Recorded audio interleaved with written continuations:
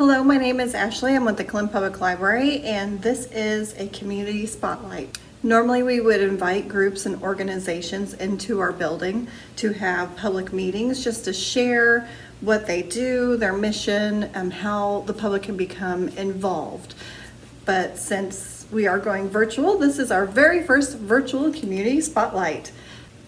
At the end of summer, beginning of fall, I met with two members of the organization called R.E.E.F at the local community garden, and they wanted to share some information about what their group does, how the community can get involved, and how they can just help each other grow and create beautiful spaces in the town of Clinton, Indiana.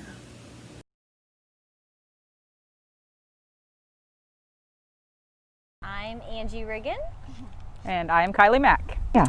We started 3 years now. R.E.E.F is what we are called. It's Recycling and Environmental Education Foundation. We're kind of like a, what would you say, under the care of, I guess you would say, Rediscover Clinton.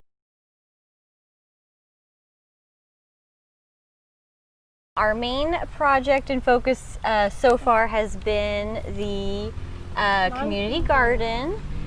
So it's located on the corner of Sycamore and North 8th Street. So we basically have 8 giving beds that we manage and produce for, and just have always given our produce to local food banks in town. And then in the last year or two, we've developed like a little giving bin is what we call it. Just basically, we were getting contacted with people like getting overrun with vegetables at a certain point in the summer, and so we had like a give or take bin so they could drop it off or take if they wanted.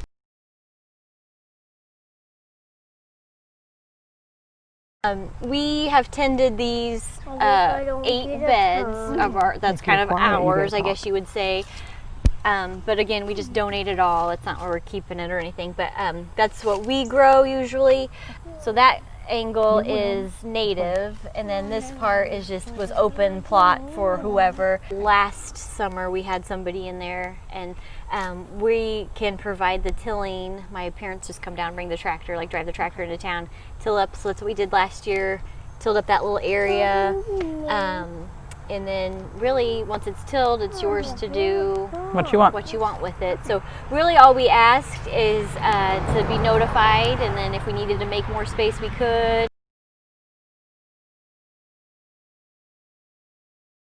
They can get on our Facebook page. That's probably the best way to get in touch with us. We do have a Facebook page.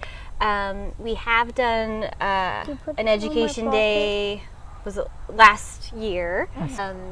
Central brought over a class, and we did some garden work and a story time. They helped us plant the pepper plants in the beds. Yeah. And then, we would love to do more things like that, and we plan to. That was our plan this year, and so, as everything else. Yeah. So.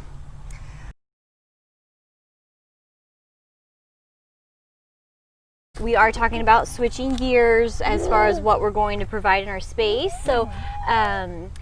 We will need volunteers, hands-on work, probably planting quite a few plants, probably maybe even tilling lots,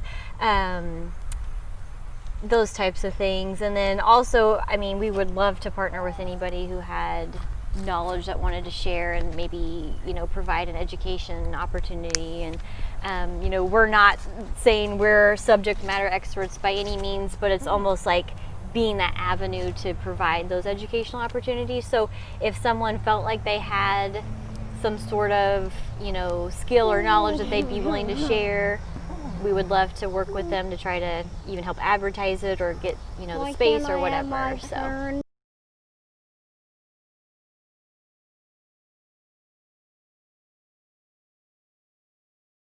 We haven't had a whole lot of interest as far as wanting to come down and grow.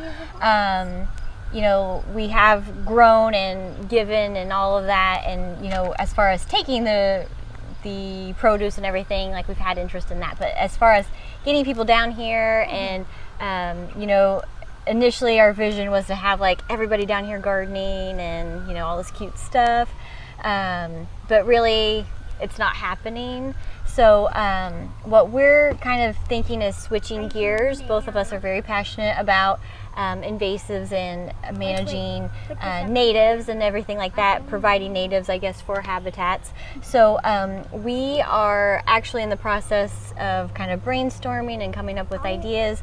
But right now what we're thinking is we're going to kind of switch gears, maybe keep our original 8 beds, but more focus on creating pollinator spaces, and just planting several large beds of natives for, you know, birds and bees and bats and everything like that.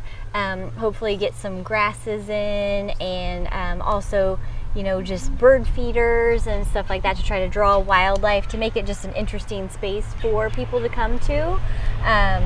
In our mind we see, you know, just beautiful native flowers blooming and little pathways to walk through. So with that in mind, we will need volunteers. Probably, I would say, if all goes accordingly, probably next summer, as far as doing like some major planting of native plugs.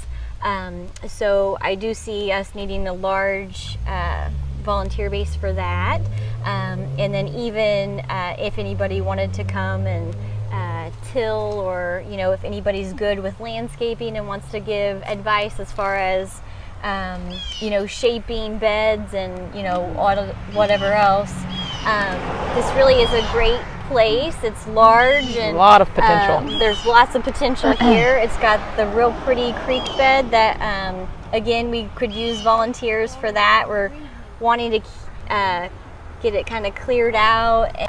So we do have a lot of grand ideas, and we will probably need equally grand help in the coming year or so. But that's kind of what our vision is, kind of switching to maybe try to create more green spaces around town. So. Okay.